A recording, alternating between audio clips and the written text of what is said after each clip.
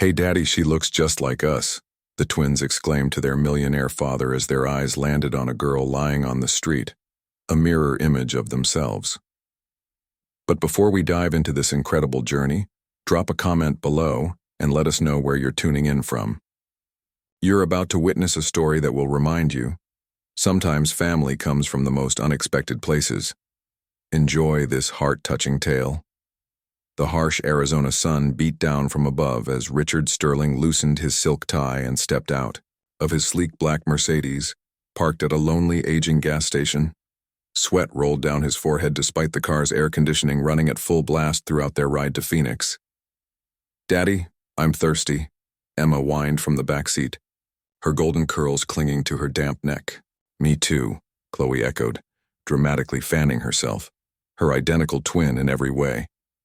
Richard smiled softly at his 7-year-old daughters, the joy and light of his life ever since losing his wife 2 years ago. "Just a quick stop.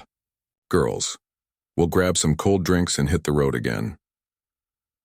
As the CEO of Sterling Enterprises, Richard was no stranger to wealth and luxury, but this business trip had taken them through less privileged areas. The gas station looked run down, its paint peeling and faded beneath the punishing desert sun. While Richard filled the tank, Emma and Chloe pressed their little faces against the car window, watching the outside world with wide-eyed curiosity. Suddenly, both girls gasped together. "Daddy!" Emma shouted, pointing with urgency toward the station's entrance. "Daddy, look!" Chloe added, her voice laced with both excitement and disbelief. Richard turned his head toward where they were pointing, and froze. Just near the gas station's entrance sat a small girl, roughly the same age as his daughters. Her clothes were ragged and dusty, her dark hair tangled into messy knots. But her face, Richard's breath hitched. That face. It was identical to Emma and Chloe's. The same brilliant blue eyes, the same delicate features, the same stubborn little chin, and the one Richard knew all too well from looking at his daughters every day. "Daddy," Emma whispered, her voice quivering in awe. "Is that our sister?" Just then, the little girl lifted her head, locking eyes with Richard through the window. In her gaze, he saw something that made his heart skip a beat. A spark of intelligence. A familiarity so profound it mirrored the very essence he saw in his own children. "That's impossible," Richard murmured aloud. But even as the words left his lips, he could feel the truth sinking in. This moment would change everything. With trembling hands, Richard made his way toward the small girl near the entrance. Emma and Chloe were right behind him, barely able to contain their curiosity and excitement. "Hello there," Richard said gently, crouching down to her level. "What's your name, sweetheart?" The girl looked up at him with those unmistakably familiar blue eyes. "Sophia," she whispered, her voice dry and weak from thirst. "Are you going to make me leave?" The man softly said, "I can't stay here much longer." Richard's heart ached at the heaviness in her young voice, filled with quiet surrender. "No one's forcing you to go," he replied gently. "Are you all alone here?" Sophia nodded, holding tightly to a worn-out stuffed rabbit. "Grandmother Rose, she passed away last week. She used to take care of me, but now—" Her voice faded into silence. Emma stepped forward with bold curiosity. "You look exactly like us. Show him, Chloe." The three girls stood side by side, and in that moment, Richard felt the ground beneath him shift. They weren't just alike. They were identical. Same height, same build, same delicate facial features. It defied logic, yet it was impossible to deny. "Sophia, do you know anything about your family? Your parents?" Richard asked, choosing his words with care. "Grandmother Rose always said my mama was an angel in heaven," Sophia replied, softly. "She never mentioned my daddy." Then her eyes lit up with a flicker of hope. "Do you think you could help me find them?" Richard made a decision that felt wild, yet absolutely right. "Sophia, would you like to come home with us just for now until we figure this out?" 3 days later, Richard sat staring at the DNA results, his hands trembling. Dr. Martinez, their trusted family physician, spoke in a calm, professional tone. "The test is conclusive, Mr. Sterling. Sophia is genetically identical to Emma and Chloe. They're triplets." "That's impossible," Richard whispered, shaken. "My wife only gave birth to twins. I was there." Dr. Martinez hesitated, then added, "I've already requested the original hospital records from 7 years ago. There are irregularities. It appears some documents were altered." A chill ran through Richard's body. "Altered? In what way?" "The original delivery notes mentioned 3 babies, but someone changed the records to show only 2. That kind of change required administrative access to the hospital system." The truth hit Richard like a punch to the chest. Someone had purposely separated Sophia from her sisters. Someone with direct access. Someone who knew everything about the birth. Someone from within his own family. Richard's fingers tightened around the hospital records as he sat alone in his office, eyes glued to the evidence. Someone with that level of authority had deliberately erased Sophia's existence. Only 3 people had access at the time of the twins' birth: himself, his late wife, Sarah, and Uncle Vincent. He whispered the name aloud. Uncle Vincent.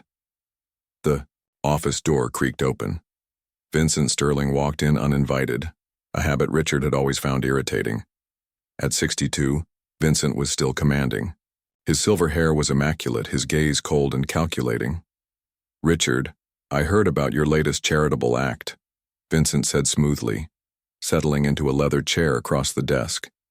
"Bringing home a street girl, quite noble, though maybe a bit misguided." "Her name is Sophia," Richard said icily. "And she's not just a street girl, she's my daughter." Vincent's eyebrow arched slightly. "Your daughter? Based on what exactly?" Without a word, Richard slid the DNA results across the desk. Vincent glanced at them. His expression remained unreadable, but Richard caught a subtle flicker. Not surprise. Recognition. "Interesting," Vincent murmured calmly. "Though I hope you've thought this through. Adding a 3rd child to your will must someone without verified background. It could make estate planning complicated." Richard froze. "Estate planning? She's just a child, Vincent. 7 years old." "I'm simply thinking ahead, as I always have for this family," Vincent replied coolly. "I had to make hard choices when Sarah went into early labor. Her complications were serious." Richard leaned forward, his voice low and dangerous. "What choices? Life or death ones?" "You were in shock, Richard. Paralyzed. Someone had to protect the family's interests." "Protect us from what?" Richard demanded. For a moment, Vincent's polished facade cracked, just enough to show the steel underneath. "From complications that could have destroyed everything your father built. Sometimes, sacrifices are necessary for the greater good." Richard's blood turned to ice. You knew about Sophia. You've known all along." Vincent rose smoothly from his seat. "I suggest you think carefully, Richard. That girl's presence could threaten everything. Your daughter's stability, your company's future, our family's reputation. Some doors once opened can never be closed." As Vincent left, Richard stared down at the DNA results again. His uncle hadn't just known about Sophia. He had been the one who orchestrated her disappearance. But why? Meanwhile, Sophia stood frozen in the grand marble foyer of the Sterling mansion, clutching her threadbare stuffed rabbit. Above her, a chandelier sparkled like stars trapped in crystal. The silence inside was heavy, suffocating, after years of street chaos. "This is your room," Emma beamed, leading her up the elegant staircase. The bedroom looked like something from a dream, all soft pastels and a canopy bed fit for a princess. "It's beautiful," Sophia whispered, but her voice trembled with doubt instead of delight. That first week became a quiet battlefield. Sophia refused to sleep on the luxurious bed. Instead, she curled up on the floor beside it, rabbit clutched tight. She hid food in her pockets, unable to believe meals would always be there. "Why won't she eat with us?" Chloe asked Margaret, the kind housekeeper, after Sophia took her dinner to her room again. Margaret sighed gently. "Change is hard, sweetheart. She's just learning to believe she's safe now." Emma and Chloe wavered between wonder and frustration. One moment they'd braid each other's hair, marveling at how alike they looked. The next, they'd argue when Sophia didn't understand their games, or flinched when they moved too quickly. "She's weird," Chloe pouted after Sophia refused to play with their expensive dollhouse. "She doesn't know how to have fun. She knows how to survive," Richard said quietly, watching Sophia from the window as she sat alone in the garden. "That's something you two have never needed to learn." The private school became another struggle. Principal Morrison looked displeased. "Mr. Sterling, we need proper documents. Immunization, school history." "She's been living on the streets," Richard replied firmly.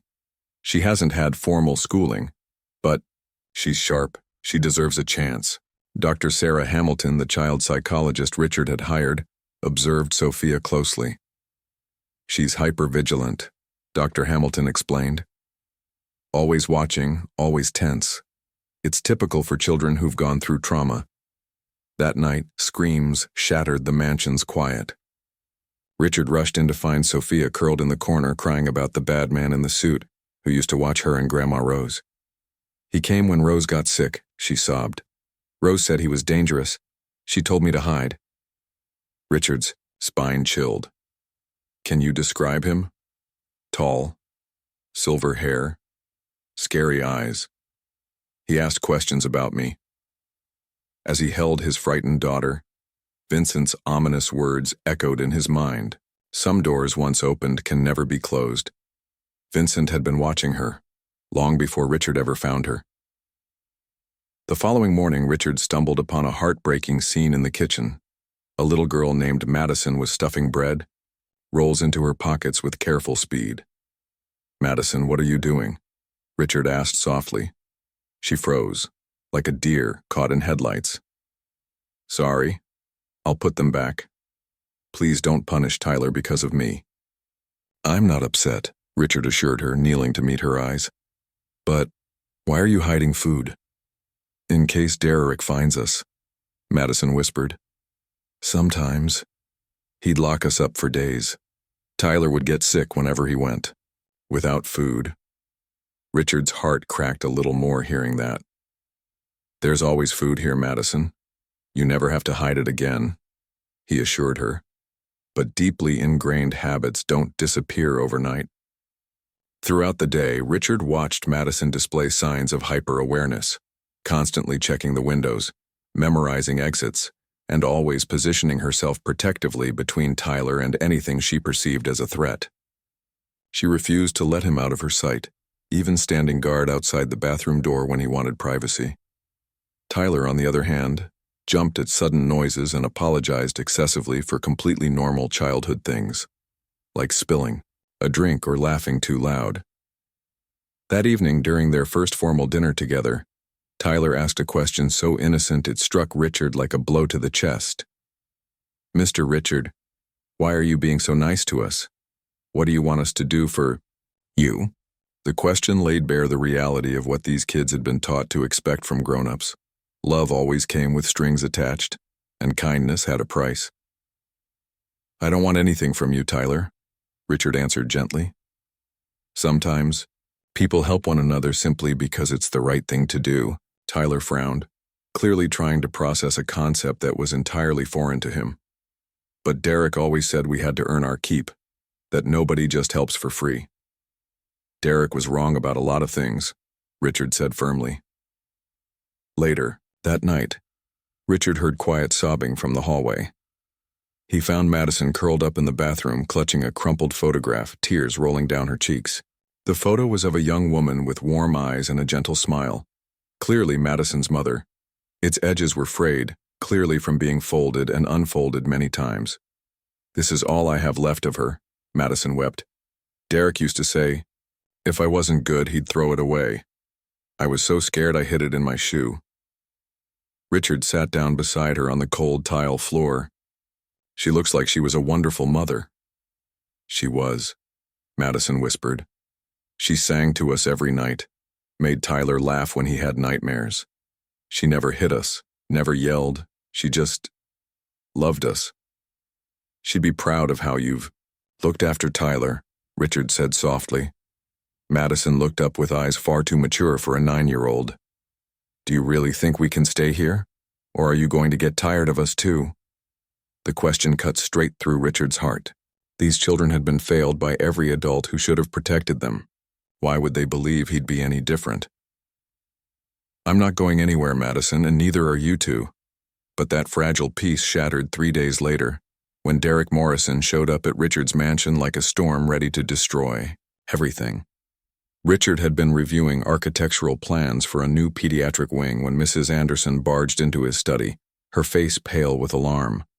"Sir, there's a man at the front gate," she said, her voice tight. "He claims to be the children's guardian. He has paperwork." Through the window, Richard saw a disheveled man in his 30s pacing aggressively outside the gates, shouting at the security cameras. Even from that distance, Derek gave off an unmistakable air of danger. "Where are Madison and Tyler?" Richard asked. "In the garden with their tutor," Mrs. Anderson replied. "Should I bring them in?" "Yes, but do it quietly, don't startle them, and keep them away from the windows." Richard met Derek at the front door, instantly understanding why the children lived in constant dread. Derek's eyes held a chilling calculation that made Richard's stomach twist. "Well, well," Derek sneered, looking him up and down. "The famous Richard Wellington playing savior to my kids, huh?" "They're not your children," Richard said coolly. "And they're not going back with you." Derek barked out a cruel laugh and pulled out a folder of documents. "See, that's where you're wrong, moneybags. I'm their legal guardian, court-appointed when their mom passed. That makes you a kidnapper." Richard examined the papers. Though hastily assembled, they appeared legally binding. Derek had done just enough to cover his tracks. "These children are showing clear signs of neglect and abuse," Richard stated, his tone icy. "No court in the country will return them to that." "Prove it," Derek sneered, lips curling. "Kids get bruises. Kids get sick. Accidents happen when you're broke and doing your best. But I've been their guardian for 2 years. And some rich do-gooder doesn't just get to waltz in and take them." Then a sound came from inside, the unmistakable cry of a terrified child. Tyler had seen Derek through a window and burst into tears. "Please, Derek." Madison's panicked. Voice followed. "He found us. We need to hide." Derek's smirk widened. "See? They know where they belong." He stepped closer to Richard, lowering his voice to a chilling whisper. "So here's the deal, Wellington. You hand over my kids and, let's say, $2 million. Compensation for the emotional trauma you caused by taking them." "You've lost your mind," Richard said flatly. Derek's voice turned venomous. "Those kids are my income. I've got bills. Madison can make $50 a day begging, more if she looks sick. Tyler's good for 30, even on a slow day. You think I'm giving up that cash cow to some bored billionaire who'll dump them in foster care when he loses interest?" Rage surged in Richard's chest like molten fire. "Get off my property." Derek stepped back, but his glare promised more trouble ahead. "You don't know who you're dealing with, Wellington. I survived the streets after my old man kicked me out at 15. I know how to fight dirty and how to make people regret crossing me. Those kids are legally mine, and I will get them back." He pointed toward the house where Madison's frightened face peeked out from behind a curtain. "And when I do, they'll remember what happens to little rats who run away from home." The following morning, Richard's life descended into chaos. His phone buzzed nonstop. Reporters, investors, board members all demanding answers. Derek had unleashed his narrative to every major media outlet in Chicago. The headline screamed, "Billionaire abducts poor children," front and center on the Chicago Tribune website, complete with a photo of Derek looking tearful in front of Richard's mansion.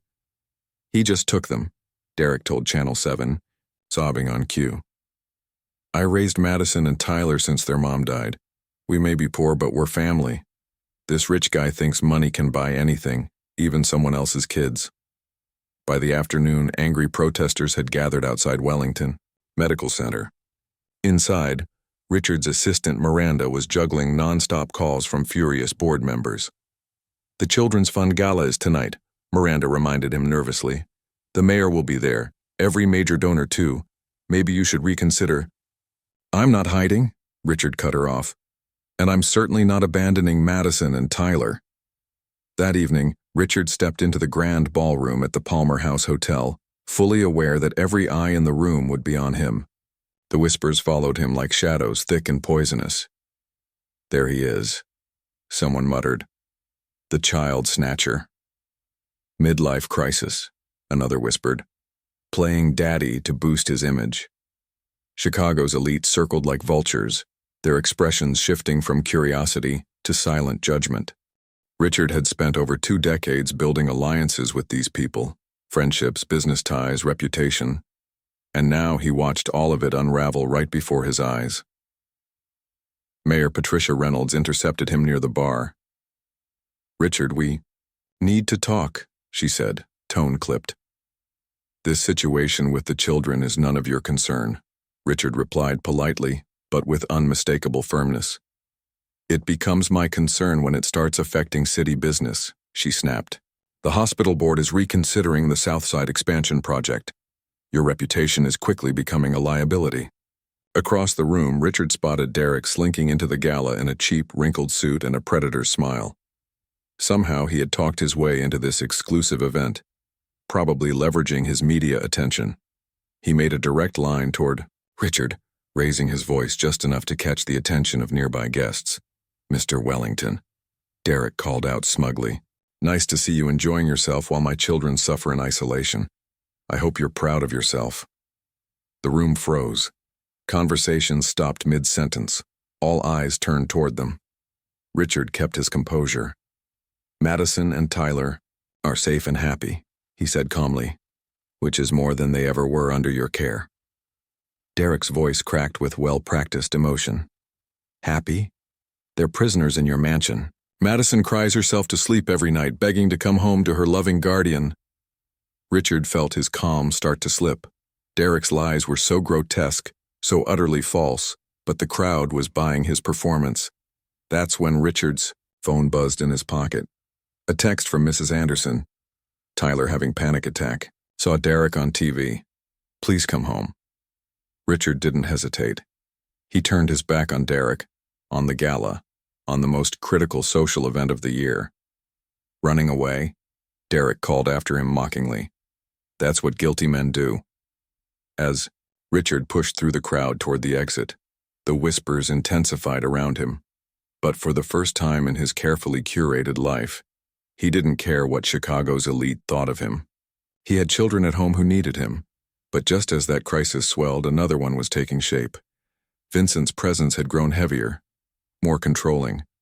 During a particularly tense board meeting, he dropped a bombshell. I've been conducting my own investigation, Vincent announced coolly, sliding a folder across the conference table. There are disturbing inconsistencies in this Sophia situation. Richard's stomach turned to stone as he opened the folder. Inside were photographs of Rose with another man, one who looked eerily similar to Richard. This man was seen regularly with Rose and Sophia. Vincent continued smooth as ever. DNA technology isn't perfect, Richard. Perhaps Sophia resembles your daughters for an entirely different reason. The board shifted uncomfortably, glancing between the folder and Richard. Vincent kept pushing. I spoke to the orphanage. They have no record of Sophia ever being there. Rose's story doesn't hold up. Richard stared at the images, a creeping poison of doubt invading his mind. Could it be? A mentally unstable woman invents a fantasy of a stolen child. A traumatized girl embraces that fantasy as her truth, and a grieving widower, desperate for something to hold on to, believes it. That night, Richard couldn't stop watching Sophia as she played with Emma and Chloe. The resemblance was undeniable. But Vincent's voice echoed relentlessly in his mind. What if she isn't yours? What if Rose coached her? Dr. Sarah noticed the change immediately during their next session. You're questioning the DNA test, she observed. Vincent showed me evidence Rose might have fabricated everything. What if Sophia isn't really my daughter? Richard, she said gently, even if she's not, would that change how you feel about her? But the damage was done. Richard found himself pulling back, watching Sophia too closely. Every word, every smile, every hug. He questioned it all. When she called him Daddy, he wondered if it was from love or something rehearsed. Sophia sensed the shift instantly. Her nightmares returned with brutal force. He's coming back, she sobbed one night. The silver-haired man. He told Rose he'd take me away if she didn't stop lying. What lies? Richard asked, his tone sharper than he meant. Sophia flinched, visibly hurt. I don't know. Rose just said we had to keep secrets to stay safe. Vincent's final strike came late that night, via text. The DNA lab that processed Sophia's test is under investigation for falsifying results. We should run a second test. Elsewhere. Richard stared at the message.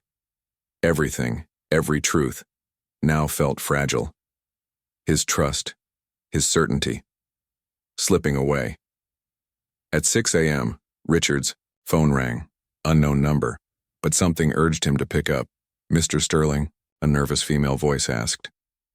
This is Dr. Patricia Wells from Mercy Hospital. I worked with Rose Martinez years ago. I saw the news about Sophia, and I need to tell you the truth. Heart pounding, Richard stepped onto his balcony, away from the girls' rooms. Rose wasn't lying, Dr. Wells said, her voice trembling. I was there the night your triplets were born. Then came the truth, ugly and staggering. Vincent paid the hospital administrator $50,000 to falsify records and remove one baby from the system.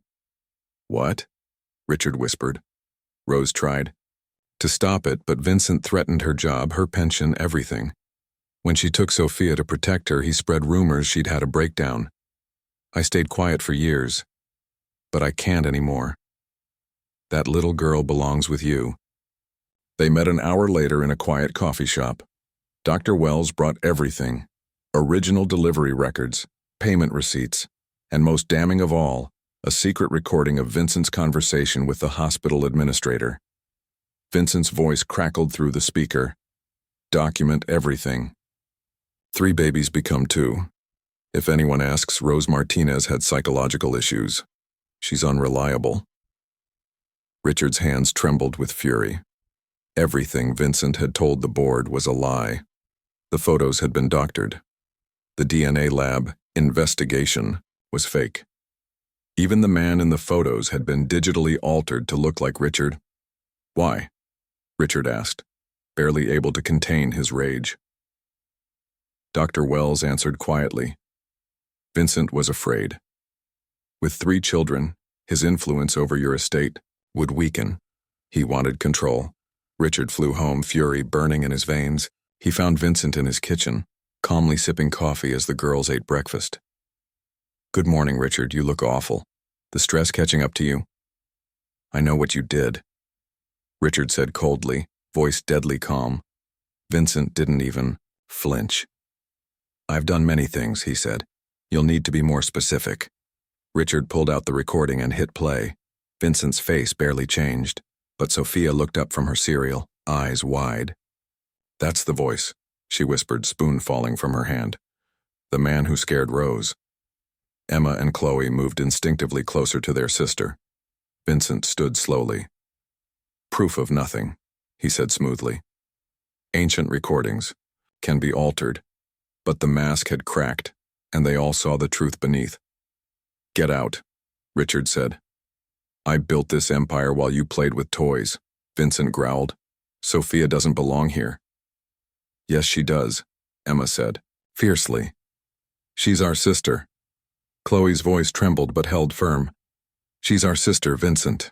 Vincent's cold gaze swept over the 3 identical girls, his menace unyielding. This isn't over. 2 days after the confrontation, Richard allowed himself a brief hope that the nightmare was ending. Vincent had vanished, his threats sounding like the bitter words of a defeated man. But hope shattered with a frantic call during a critical board meeting. Principal Morrison's voice cracked with panic. "Mr. Sterling, there's been an incident. The girls, they're gone." Richard's blood ran cold. "What do you mean, gone?" "The field trip to the Science Museum," Morrison hurried on. 3 men with official badges showed up, claimed a family emergency. They took Emma, Chloe, and Sophia. By the time we confirmed with your office, they'd vanished. Before Richard could respond, his phone buzzed with a chilling text. From an unknown number, Riverside Warehouse, Dock 7. "Come alone, or the girls disappear forever. You have 1 hour." Another message followed. "Bring signed documents transferring 30% of Sterling Enterprises to Vincent Sterling. No police, no tricks." Richard's mind raced as he fought the rising panic. Vincent had orchestrated every detail, waiting until the girls were vulnerable, away from their protectors on a school trip. At the warehouse, Vincent stood lurking in shadows between looming shipping containers. Behind him, 3 men with dead eyes waited by a black van. "Where are my daughters?" Richard demanded, voice steady despite the storm inside. "Safe. For now," Vincent replied smoothly, pulling out a tablet. Grainy footage showed 3 small figures huddled in a dim storage room. "Dock 7 has excellent soundproofing. No one will hear them if things go wrong." Richard's grip tightened on the documents Vincent demanded. 30% of Sterling Enterprises. That's all I ever wanted. What I deserve for building this empire. But Richard saw through the madness. "You're sick. You stole my daughter, destroyed a woman's life, traumatized children. I protected this family's legacy." Vincent's eyes burned with years of bitterness. "Your father chose you over me, despite everything I sacrificed. 3 children would have split the inheritance even more." The madness was clear now. Resentment had warped Vincent into a monster. "Let me see those contracts first," Richard said, handing over documents his lawyers had prepared swiftly. "Let me know they're alive." Vincent's smile was cold. "Oh, Richard, did you really think I'd let you walk away? Too many loose ends."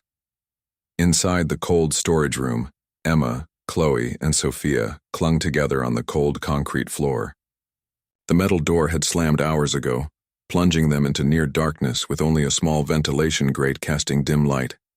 "I'm scared," Chloe whispered, tears streaming. "Me too," Emma admitted, squeezing Sophia's hand. "Sophia, you lived on the streets. Do you know how to get out of places like this?" Sophia's eyes adjusted to the gloom as memories of her grandmother Rose's survival lessons flooded back. "Rose taught me everything," she said quietly. "Bad men sometimes take children. We have to be smart." She stood and examined their prison. The walls were solid concrete, but the ventilation grate caught her eye. Larger than it seemed from below, and Rose had shown her once how to check if vents connected to other rooms. "Help me up," Sophia instructed. Emma and Chloe made a human ladder, lifting her toward the grate. Sophia's small fingers worked at the screws. "Rose always carried a bobby pin for emergencies," she murmured, using her own hair clip to loosen the grate. "What do you see?" Emma asked anxiously. "The vent goes to another room," Sophia replied, hearing distant voices and dripping water. "We're near the docks, just like the silver-haired man said." Her street instincts kicked in. "If we're in danger, we make noise where people might hear." Sophia pulled out a small whistle hidden in the locket Richard had given her. 3 sharp blasts echoed through the ventilation system. "That's a distress signal," Sophia explained. "Rose said whistles carry farther than voices." Meanwhile, Sophia worked on another plan. Using a sharp piece of concrete, she scratched letters into the metal vent cover. Emma and Chloe watched, amazed by their sister's courage and the survival skills they never imagined she had. "There's something else," Sophia said, pulling them close. "Rose said bad men always have patterns. They check on prisoners at regular times. We need to be ready when the door opens." "Ready for what?" Chloe asked. Sophia's eyes gleamed with a fierce determination, the same fire their father had. "Ready to run." Back at the warehouse, Richard stared at the contracts in his hand. Vincent's ultimatum hanging in the air. Sign these papers, or your daughters disappear forever. Vincent checked his watch, cold and impatient. 5 minutes, decide. Richard's mind raced. The FBI was tracking his phone, but the location was perfect for Vincent's plan. An abandoned dock where help would arrive too late. The company means nothing without them, Richard whispered, reaching for a pen. Vincent's eyes sparkled triumphantly. Finally, you understand what matters. But as Richard raised the pen, his phone buzzed again. Hidden from Vincent's sight, Richard glanced down at the message. His heart leapt. Dad, Sophia found a way out. Dock 7 vent system. We're trying to escape. ENTC, Emma had found a phone. The girls were alive, fighting back. Richard looked up at Vincent, whose smug expression faltered. Vincent's perfect plan was unraveling. You know what, Uncle? Richard said slowly, lowering the pen. You were right about one thing. What matters? Vincent's face darkened. Sign the papers. Richard's voice was deadly calm.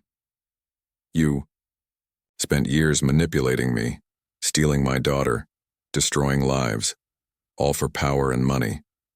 But you missed the most important thing. Richard's voice grew stronger, filled with a fierce conviction. Family isn't about blood or inheritance, it's about love, sacrifice, protection. Vincent sneered, cold and ruthless. Sign the contracts, or your daughters die. Richard's eyes never left Vincent's. My daughters are stronger than you think. His phone buzzed again, almost out. Sophia remembers Rose's lessons. A slow smile spread across Richard's face, fueling Vincent's frustration even more. You underestimated them, just like you underestimated me. They're not victims. They're fighters. Vincent lunged forward, grabbing Richard's shirt. You're bluffing. Call your men. Richard's voice was steady, a challenge. Check on the girls. Suddenly, Vincent's confidence cracked. He barked into his radio, but static answered first. Then, panicked voices. Boss, yeah, they're gone. The room is empty. Richard's smile widened. Game over. Vincent's rage twisted his face as his plan collapsed. Find them, he screamed into the radio. They're just children. But the control Vincent had wielded for decades was slipping fast. Panic seeped through his voice. Richard took a step closer. It's over, Vincent. He pulled out his phone, ready to call the police. Vincent's grip tightened around Richard's wrist with surprising strength. You think this is over? You have no idea what I'm capable of. Richard's breath caught as Vincent hissed the darkest truth. I know you separated Sophia from her sisters. I know you bribed hospital officials. I know you threatened Rose. Vincent's mask broke completely. I did more than threaten her. Rose Martinez was going to expose everything. She had to be stopped. Richard's blood turned cold. What are you saying? Vincent's voice dropped to a venomous whisper. Her death wasn't natural. Horror washed over Richard as the full scope of Vincent's evil became clear. You killed her, Richard whispered. Vincent corrected him, icy and cruel. I eliminated a problem, just like I eliminated problems before. Richard's voice was barely audible but heavy with grief and rage. Your precious Sarah. Did you really think her fatal complications during childbirth were random? Vincent smirked, his confession cutting deep. The stress medication, I convinced her doctor to prescribe it, medication that interfered with her blood pressure. Richard staggered backward. You murdered my wife. Vincent's eyes gleamed with madness. Sarah was getting suspicious about the missing third baby. She kept asking questions about the discrepancies in her records. I had to act. Vincent pulled out a gun, desperation shining in his eyes. You forced my hand, Richard. I spent 20 years positioning myself as your heir. 3 children complicated everything, so I removed one. And when Sarah threatened to expose the truth, Vincent's voice cracked with fury. I removed her too. Richard's voice hardened. And now you'll remove me. Vincent laughed darkly. And then what? Kill 3 innocent children? I'll raise them. Properly. Teach them about real power, real legacy. They'll thank me someday. Sirens wailed in the distance, growing louder. Vincent's eyes darted toward the sound. Too late for the cavalry, nephew. By the time they arrive, you'll be dead and the girls will be gone forever. But Richard smiled grimly. You made one mistake, Vincent. What? Vincent snarled. You confessed everything. My phone was recording. The FBI agents surrounded the warehouse. Vincent's face drained of color, the empire of lies crumbling in minutes by his own rage-fueled confessions. Drop the weapon, Agent Martinez shouted through a megaphone. Vincent spun wildly, gun still aimed at Richard. This isn't how it ends. I built everything. You destroyed everything. Richard stepped forward, calm and resolute. Sarah, Rose, Sophia's childhood, all sacrificed for your greed. Through the broken warehouse windows, Richard spotted 3 small figures racing toward the FBI perimeter. Emma, Chloe, and Sophia escaped through the ventilation system, just as Sophia had planned. Daddy! Sophia's voice rang clear with relief and love. Vincent's eyes followed Richard's gaze to the girls. His last leverage was gone. Desperation made him dangerous. If I can't have the company, nobody can, Vincent snarled, swinging the gun toward the approaching children. Richard didn't hesitate. Years of negotiation had sharpened his instincts. He saw the exact moment Vincent's finger twitched on the trigger. Richard lunged, tackling his uncle just as the gun fired harmlessly into the air. They crashed to the concrete, Vincent's weapon skittering away. FBI agents swarmed in, but the fight was over. Vincent lay beneath Richard, a broken man, face twisted with defeat and fury. 20 years, Vincent gasped. 20 years I waited for what should have been mine. Richard stood, voice low but firm. It was never yours. Dad built this company for family, not power. You never understood the difference. Agent Martinez approached with Richard's phone. Mr. Sterling, we recorded everything. Your uncle's confessions, bribes, Rose Martinez's death, your wife's murder. It's all admissible evidence. Vincent was hauled into a police van, his silver hair disheveled, suit torn. As the doors slammed shut, Vincent looked back, at Richard one last time. You think you've won? You'll never escape what I've done to your family. Richard didn't respond. Emma, Chloe, and Sophia ran to him, faces streaked with dirt and tears but glowing with relief. He knelt, gathering them into his arms. We did it, Daddy, Sophia whispered. Rose's lessons saved us, Emma added. Richard's voice broke with emotion. No, you saved yourselves. 1 year later, Richard stood in the warm backyard of their new home, a place filled with sunlight and hope. Far from the cold marble mansion where secrets once festered, laughter echoed as Emma, Chloe, and Sophia chased their new golden retriever Rosie, named for the woman who had protected Sophia when no one else could. Higher, Daddy. Sophia called from the swing Richard had built, her golden curls catching the afternoon sun. The nightmares were gone, replaced by the confident joy of children who knew they were loved unconditionally. Dr. Sarah Hamilton approached, carrying a birthday cake decorated with 8 glowing candles. Hard to believe there's 8 today, she smiled, watching the triplets play together with the effortless bond only sisters who had never truly been apart could share. Their laughter filled the garden, pure, unburdened, and full of hope. Time flies when you're actually living it, Richard said softly. No longer the workaholic CEO who had missed so many precious moments. He had stepped back from Sterling Enterprises, now thriving under new leadership, and was finally focused on what truly mattered. Sarah approached him with a gentle smile. Any regrets about giving up the corporate life? Richard shook his head, eyes fixed on Sophia, teaching her sisters a game Rose had once shown her. I spent years chasing success, a success I already had but failed to see. These girls, they are my real legacy. The Jessica Parker Foundation, established in honor of Sophia's guardian angel, had grown beyond Richard's wildest hopes. Hundreds of lost children had been reunited with their families, and Rose's courage had inspired new protocols to protect vulnerable children and prevent future separations. Vincent was behind bars, serving 3 consecutive life sentences for murder, conspiracy, and kidnapping. Richard felt no joy in his uncle's downfall, only sorrow for the brilliant man who had chosen power over family. "Daddy, come see," Emma called excitedly. The girls had found something in the garden, a time capsule they'd buried together 6 months ago. Inside were drawings they'd made of their perfect family. 3 little girls holding hands with their father, and floating. Above them in the clouds 2 angels, Sarah and Rose, and watching over them all. "Do you think they're proud of us?" Sophia asked, her voice tender as she gently touched the picture. Richard pulled all 3 daughters close. "I know they are. Mom would be amazed by how brave and kind you all are.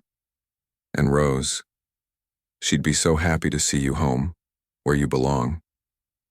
As the sun set over their backyard, casting a warm golden glow, Richard reflected on the journey that had brought them here.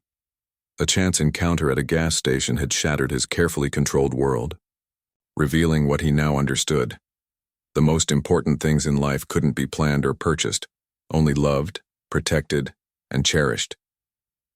Sophia looked up at him, her brilliant blue eyes full of trust and love, the same eyes that had changed everything. "Thank you for finding me, Daddy." Richard's voice cracked with emotion. "Thank you for letting me." His heart was full beyond measure. The Sterling family was finally complete, not because of wealth or status, but because of love that had survived separation, manipulation, and betrayal. They had each other, and that was everything.